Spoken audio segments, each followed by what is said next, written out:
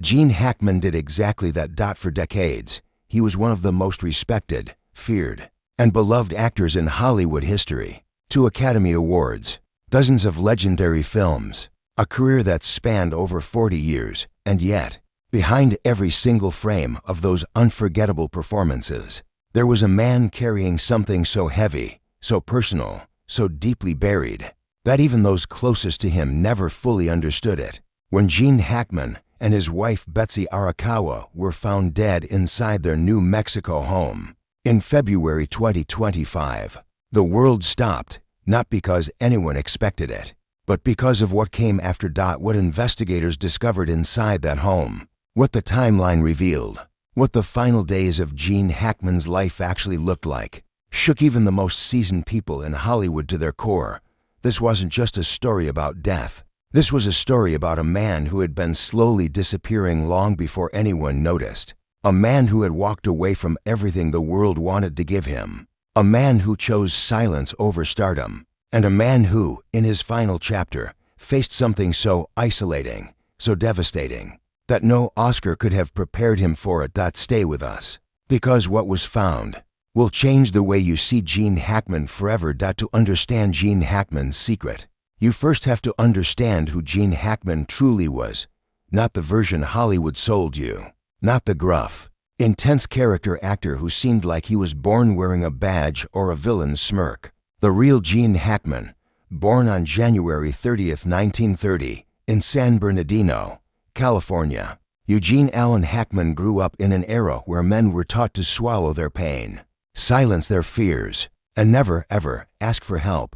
He became one of the greatest actors America ever produced. Full stop. His performance as Popeye Doyle in The French Connection in 1971 didn't just win him an Academy Award, it redefined what screen presence could be. Doyle was rough, morally complicated, unapologetic, and Hackman played him with such raw electricity that audiences didn't know whether to root for him or fear him. Then came the Royal Tenenbaums, Unforgiven, Mississippi Burning, Crimson Tide, The Firm, Enemy of the State.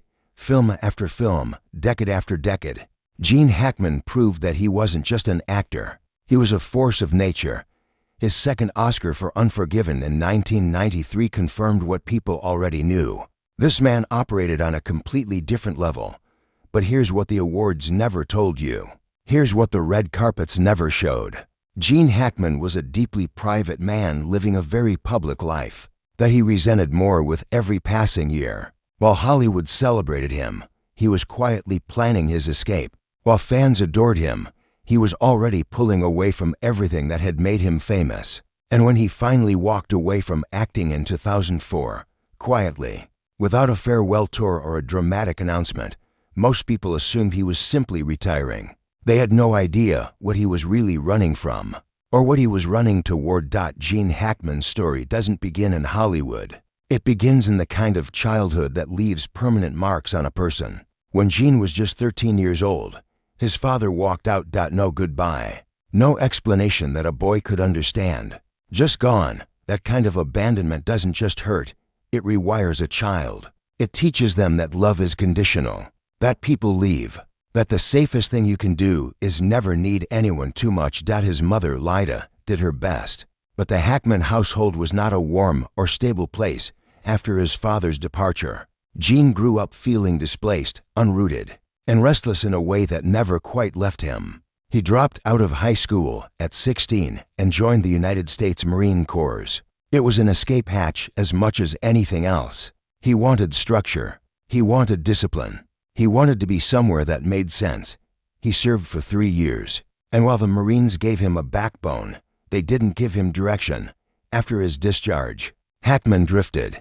He worked odd jobs, struggled financially, and felt the weight of a life without purpose pressing down on him constantly. He tried journalism. He tried radio. He felt like a man searching for a language he hadn't yet learned to speak.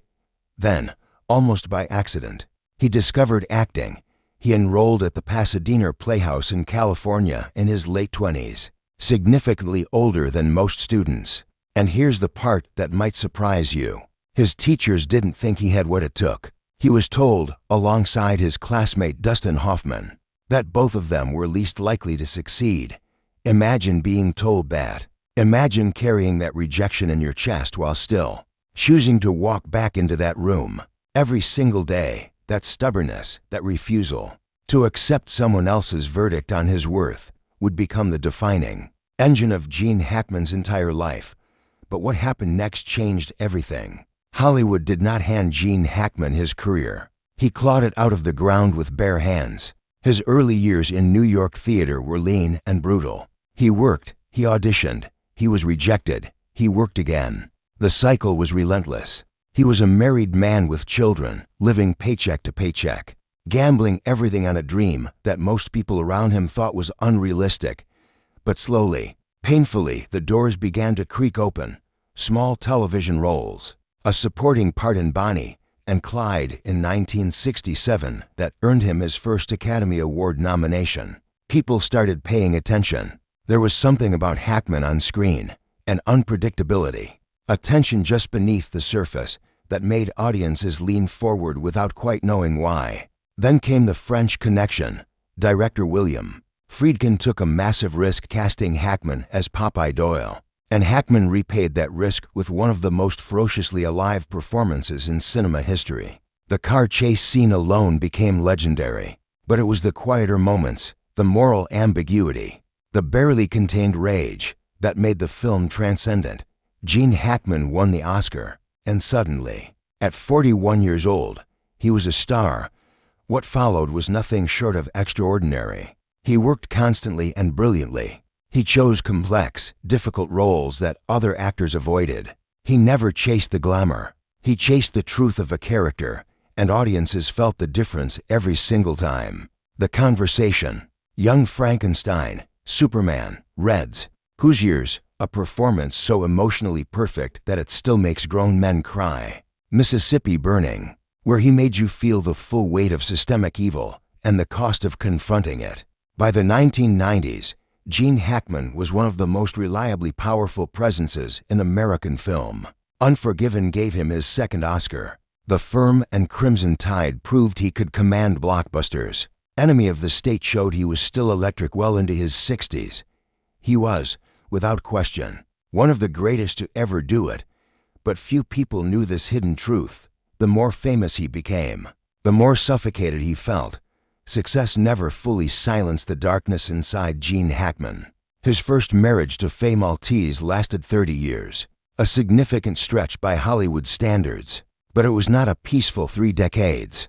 The demands of his career, his emotional unavailability, the long absences, and the psychological toll of constantly inhabiting dark characters, it fractured the relationship in ways that couldn't always be repaired. They divorced in 1986. Hackman was not a man who processed pain easily or openly. He was of a generation and a personality that internalized suffering. He was known on set as professional, even brilliant, but difficult, unpredictable in his moods, demanding in ways that sometimes crossed lines. There were reports over the years of clashes with directors, friction with co-stars, and a general aura of tension that surrounded him. He wasn't the warm, approachable movie star. He was guarded, complicated, and often hard to reach emotionally even for those who worked closest with him.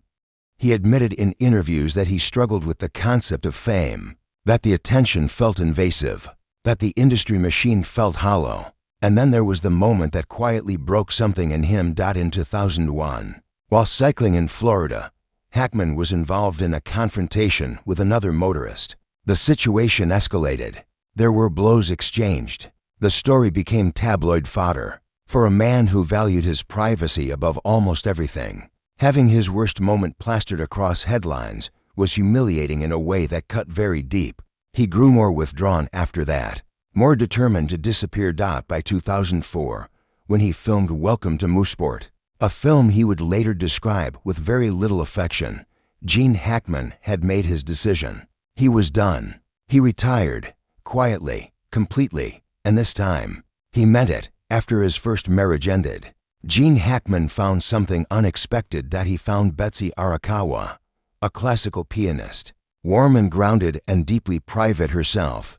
Betsy was nothing like the Hollywood world Hackman had grown so exhausted by. They married in 1991, and in her, he seemed to find the kind of quiet that he had been searching for his entire adult life. Together they retreated to Santa Fe, New Mexico, away from Los Angeles, away from the industry, away from the noise. Hackman poured himself into writing. He co-authored several historical novels, something few of his fans even knew about, and found genuine fulfillment in a creative life that didn't require cameras or audiences. He painted, he cycled, he lived with remarkable simplicity for a man of his stature. Those who saw him in Santa Fe described a man at peace. He shopped at local stores. He kept to himself. He was polite but private. He didn't trade on his fame. He simply lived. And for a while, it was enough. But time does what time always does. Gene Hackman turned 90 in 2020, and with age came the slow, relentless losses that no amount of talent or legacy can ever protect you from. Getting old in America is hard for anyone. Getting old after being Gene Hackman carries its own particular weight. The man who had once commanded every room he entered began to shrink from the world. His hearing deteriorated significantly. He was diagnosed with Alzheimer's disease, a fact that was not publicly known during his lifetime, but which would become a devastating piece of the larger puzzle after his death. Think about what that means for a man whose entire identity, whose entire life's work, was built on his mind, on his ability to inhabit complex human beings with total psychological precision. Alzheimer's doesn't just take memories, it dismantles the very architecture of who you are. For someone like Gene Hackman, a man already prone to withdrawal and emotional guardedness, the progression of cognitive decline must have been a particular kind of terror. Those who knew him said he became increasingly isolated in his final years, even within the walls of his own home. Even with Betsy right beside him, the world outside kept moving. A new generation of film lovers discovered his work on streaming platforms and marveled at what he had been capable of. Tributes were written. His legacy was cemented further with every passing year. But inside that quiet New Mexico home, a very different reality was unfolding. These final years would become the most heartbreaking chapter of Gene Hackman's extraordinary life. In February 2025, Gene Hackman and his wife, Betsy Arakawa, were found dead in their Santa Fe home. What followed the discovery was a medical and investigative process that revealed a story far more tragic than anyone had initially imagined. Betsy, it emerged, had died first from hantavirus, a rare and serious respiratory illness carried by rodents, contracted from exposure within their own property. She was likely ill and then gone within a time frame too short to fully comprehend. Gene Hackman, suffering from advanced Alzheimer's disease, almost certainly did not fully understand what had happened to his wife. Investigators determined that he had survived Betsy by approximately a week, alone in their home, unable to fully process the situation around him, unable to call for help in the way a cognitively healthy person might have. The Alzheimer's had progressed to a stage where he was profoundly, heartbreakingly vulnerable. He died of heart disease, his body finally surrendering, days after the woman who had given his final chapter its only warmth and peace. The hidden truth that the world never knew was this: in his last years, Gene Hackman had been living with a crumbling mind inside a life deliberately stripped of outside connection. He had chosen privacy so fiercely, had retreated so completely, that when the true crisis came, there was almost no one close enough to see it. The greatest actor of his generation spent his final days in quiet, painful isolation, not because anyone abandoned him, but because he had spent a lifetime building walls so high that even love couldn't always find a way fully over them. Gene Hackman gave us something rare. He gave us truth. Every character he ever played carried the full weight of a human being who had actually suffered, who had actually doubted themselves, who had actually fought and failed and gotten back up. You cannot fake that. You can only give it if you have actually lived it. And Gene Hackman had lived it, every painful, complicated, brilliant inch of it. His story asks us something important. It asks us whether the walls we build to protect ourselves might also be the very things that isolate us when we need connection most. It asks us whether privacy is always wisdom, or whether sometimes it becomes a prison we mistake for peace. It asks us to look at the people around us, the quiet ones, the guarded ones, the ones who always seem to have it handled, and ask if they're really okay. Gene Hackman was 95 years old when he died. He had a career that will echo through cinema, for as long as people still care about great human storytelling. He had a love that was real and deep and chosen deliberately. He had a life lived almost entirely on his own terms, and yet, even a life that full can still carry an ache that never fully heals. That is the most human thing about Gene Hackman's story. Not the Oscars, not the legendary performances, not the legacy. The ache. The little boy whose father walked out, the Marine who needed structure to feel safe, the actor who was told he'd never make it, the man who found peace only by disappearing, and finally, a 95-year-old man, alone in a quiet house in the desert. At the very end of an extraordinary road. Rest, Gene, you gave us everything you had, and it was more than enough.